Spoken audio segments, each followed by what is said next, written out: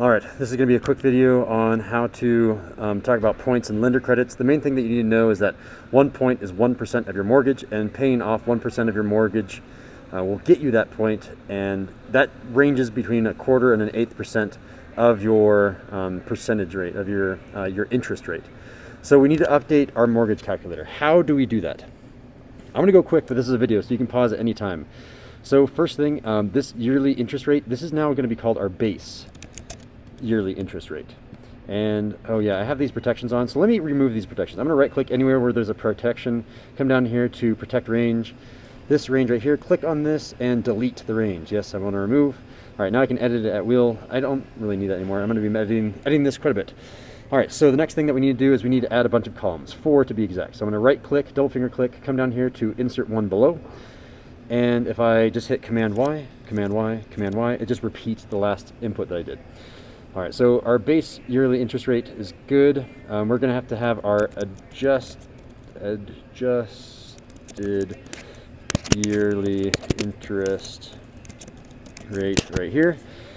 You need to also talk about how many points or lender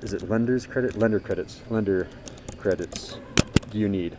You also need to know this ratio of how many, what percent per lending point. So this is going to be, and maybe I should make sure that I'm doing this correctly. I took a screenshot of what I want to have here.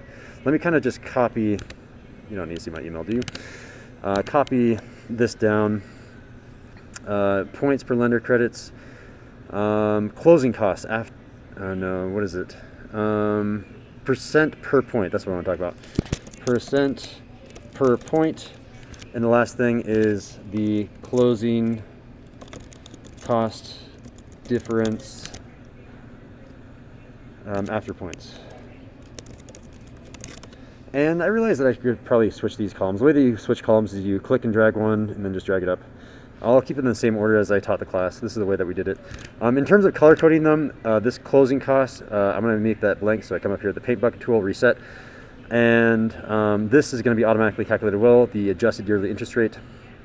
Let's go ahead and reset that. Also, this monthly interest rate is wrong. Delete that. I know it makes everything look bad. Let's go ahead and enter in data in here real quick. So points or lender credits, let's say we just got 1.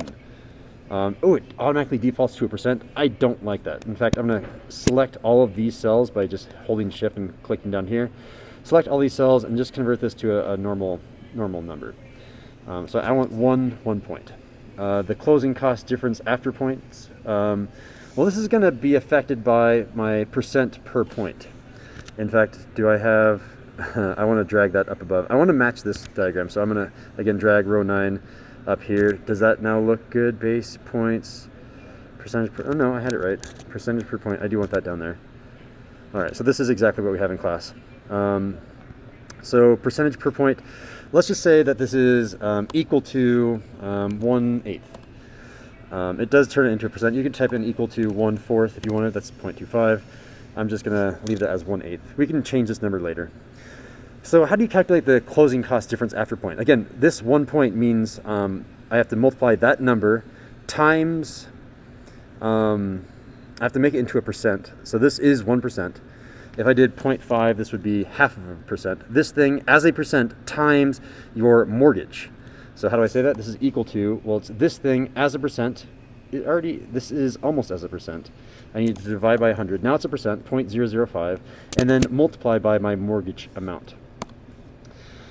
So you can see with a $500,000 house, 1 point is worth $4,000 because I put 20% down. So you're really comparing mortgage. 1 point on 400,000 is 4,000. That makes sense. And if I change this to 0.5, does it automatically update it? It does indeed. All right, so I'll Command Z, undo that. Yearly adjusted interest rate. So this is saying I'm subtracting 0.125% from this. So first convert this into a percent, and then I'm going to subtract it from my base rate. So I'm going to say equal to my original base rate minus this number, but that's, as you'll see, it's negative 9.44. That doesn't make sense. I need to convert it to a percent by dividing that number by 100. You can see I was originally at 3.06, and it only went down 0.125% to 2.94. And then my monthly interest rate, this is just going to be this number divided by 12 now. So this is going to be equal to this number divided by 12, and now we don't have anything that's broken. Unfortunately, this automatically does not calculate. If I change this to like 15 or something, it doesn't automatically calculate. And you can see I've paid it off all the way here on month 180, and I want all this stuff to disappear. How do we do that? You can do it automatically if you scroll to the very top. So I'm going to be editing all this row 4. You can see it's row 4 over here, or month 3. Every single one of these needs to be updated. How though? So kind of quickly, this formula it doesn't work. I'm gonna change it. First of all, I want this to be equal to the row. You can say, oh, but that's too big. It's 4. I need to subtract 1. Subtract 1. All right, that works. But this still will continue on and on just like before. So I need to have some condition that checks, hey, make sure that I'm always less than or equal to this number. So that's exactly what I'm going to say. I'm going to say, okay, I'm going to copy all that, grab that, Command X, so it's cut. If I hit Command V, it pops right back, right? So all of that is still copied. I'm going to say this is equal to if, and yes, so if in parentheses, if my value, this thing, row minus 1, if this value is less than 180, so I'm just going to click on the cell right here, and it's going to change, so I'm going to put a money sign in here so it doesn't change when I drag this down. If it's less than B, money sign 13, then that's a good thing. In fact, I want to say less than or equal to, right? If it's less than or equal to that number, then that's a good thing. Go ahead and do that. Else, if it's not, then go ahead and do a blank cell, which is double quotes, that is blank, and finish that off. So now if I drag this down, again, I could click and drag this down, and it would take forever and ever. What instead I can do is I can just hold Command-Shift on my keyboard, and as I'm holding Command-Shift, hit down, and I can hit even down further. I'm going to go all the way down to 1003, still holding Command-Shift. Now I can finally let go, and then on my keyboard, I hit Command-D. After hitting Command-D, you can see that this cell right here actually has a value, and it's blank for a good reason. How do I get back to the top really quickly? If I click on month number and then hit down, I can go back to the top, scroll down, and it should automatically cut off at, look, it cut off at exactly 180. Even though these rows or these cells have data, like a formula in them, they're blank, like I want them to. So that's all well and good for column C for automatically cutting off. And then again, to make sure that this is working, you can come back up here and say, what happens if I type in 30 years? And then you can scroll down here and it automatically cuts off after 360. It's doing a good job.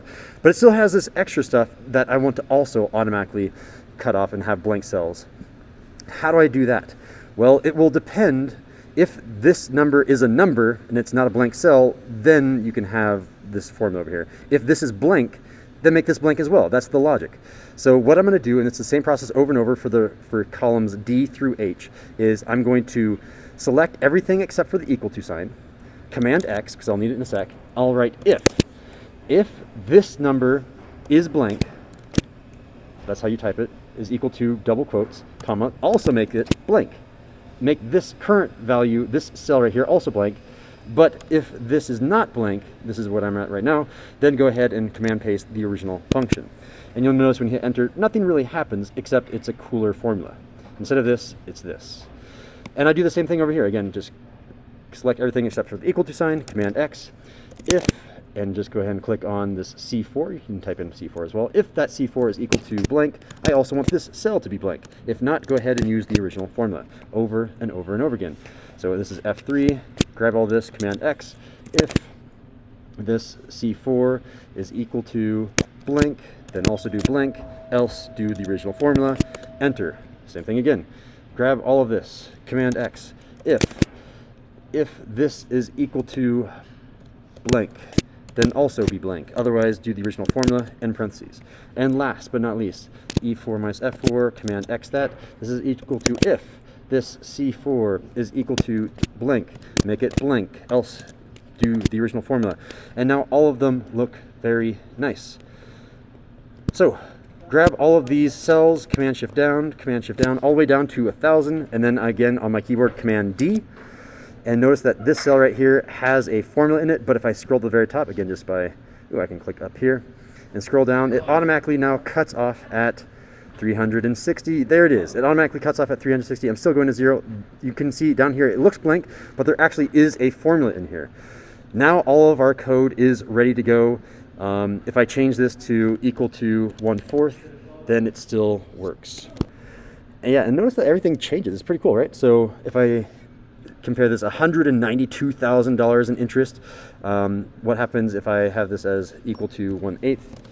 202% interest. So as the market fluctuates for the percent per point, it does affect our mortgage. What if I decide to have 0 points? If I decide to do nothing? It's the base case where, oh, our formula is not working. What's going on here?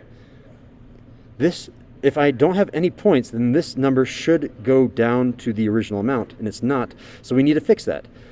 We're never actually using this B6 cell, are we? We were saying B6 minus B9. Oh, it's B9 times the points per credit, right? We've never used this B7 cell. This is points per lender credit. So we actually need to come back down here and say it's B9, put this in parentheses, B9 times this B7. That makes much more sense. So now it's 3.06 because I have no points over here. Yeah, the monthly interest rate looks all weird, but again, we can just format that as a percent. I forgot to do that before. Now what happens if I do 1% here? Let's test our function. If I do 1, yes, it does go down by that 0.125%. If I do 2, you can get 2 points. Nice. Does negative work? -1. Good. And remember what this means. This means that if I put in a 1 here, I have to pay $4,000 in order to get this new interest rate. If I want to get a lender credit, one lender credit, which is the equivalent of a -1, that means I get an additional $4,000 in my pocket, but my interest rate isn't as good. It's not 3.06, it's 3.19. And this whole table automatically adjusts for all of these orange values. And that is the final version of our paying off mortgage calculator for consumer math. Thank you for watching.